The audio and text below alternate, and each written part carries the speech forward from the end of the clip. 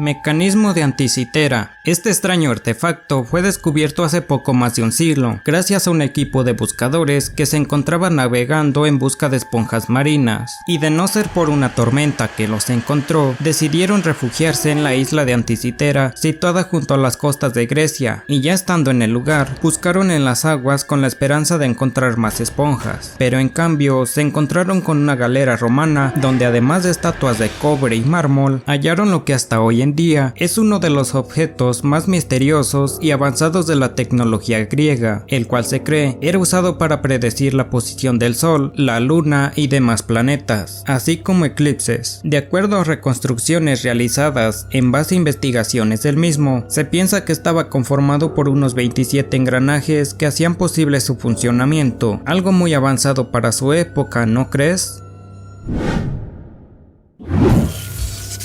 Vidrio flexible. Muchos pensaríamos que el vidrio flexible es más moderno tal y como lo es el plástico, ¿no es así? Pero, ¿y si te cuento que según la obra El Satiricón, Petronio al 60 después de Cristo, cuenta que un fabricante de vidrios le presentó un fiale, un pequeño recipiente poco profundo, que era usado para beber en aquel entonces, y una vez el emperador lo examinó, el fabricante le pidió que se lo regresara, pero como aquel fiale le llamó la atención, lo que hizo en cambio fue arrojarlo al suelo. ¿Cuál fue su sorpresa? Pues que el pequeño recipiente de vidrio no se logró romper y solo se abolló de uno de sus lados. Con esto, lo que hizo el fabricante fue sacar un martillo y repararlo al momento, pero esto solo es algo que se cuenta en la obra del Petronio y no se sabe si en realidad se trataba de plata o cobre, pero hay la posibilidad de que se haya perdido la forma de fabricarlo, pues en la misma obra se dice que después de preguntarle al fabricante si sabía quién más podría fabricarlo, el fabricante le respondió que solo él conocía el secreto, y tras esto, el emperador lo mandó decapitar por saber más que el resto.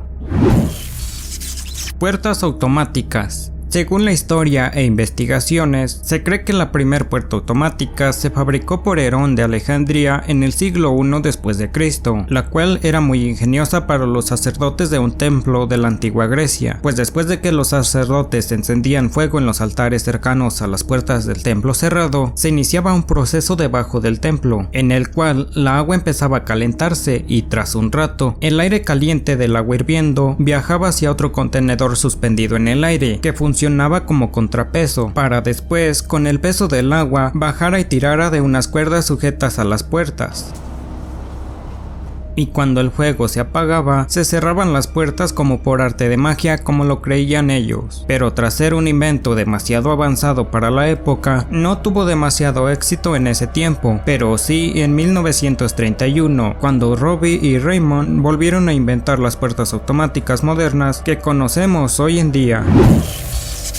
Acero damasco, también conocido como acero damasceno o acero damasquino, fue un acero elaborado en Oriente Medio. Es un tipo de acero crisol que era empleado especialmente para forjar espadas, que increíblemente tenían un filo del demonio casi eterno, capaz de cortar hasta una roca sin llegar a perder su filo. Eso fue lo que le dio mucha popularidad a este tipo de acero, pues para evitar tener que hacer filo a las espadas a cada rato, los herreros buscaron alguna solución a ese problema, encontrando así el acero damasco, que desde el 1100 hasta el 1750 fue cuando más se usó en la fabricación de espadas, pero lo que no se sabe es cómo fundían los aceros de distintos tipos para su elaboración, ya que según nos relata Mariano Gugliotta en la revista Weekend, se necesitan 1200 grados centígrados para fundir los varios tipos de acero, algo que no se cree posible sin la tecnología con la que cuentan los hornos de hoy en día, y hasta hace algunos años, la técnica de fabricación se encontraba extraviada, pero fue descubierta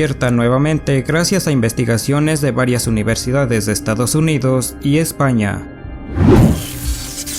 Batería de Bagdad. En 1936, durante unas excavaciones cerca de Bagdad, en Irak, se hallaron unas pequeñas vasijas de barro de unos 14 centímetros de alto, que contenían en su interior un cilindro hecho de una lámina de cobre enrollada, y dentro una varilla de hierro que sobresalía hasta el cuello de la vasija. Wilhelm König, al ver lo que habían desenterrado, propuso ante el Museo Nacional de Irak la hipótesis de que tal vez se trataba de pilas eléctricas, y tras las investigaciones que realizaron, se reveló que algún agente ácido como jugo de uvas había estado presente como electrolito para su funcionamiento, algo similar a cómo funcionan las pilas que todos usamos en nuestras casas en aparatos electrónicos. Y luego de réplicas donde hicieron pruebas, se comprobó que realmente llegaban a generar corriente de hasta 2 voltios, y si las llegaban a conectar en serie, quizá conseguían más voltaje, pero esto no se ha podido comprobar, pues aún no se han encontrado restos de cable con el cual hicieran esto posible.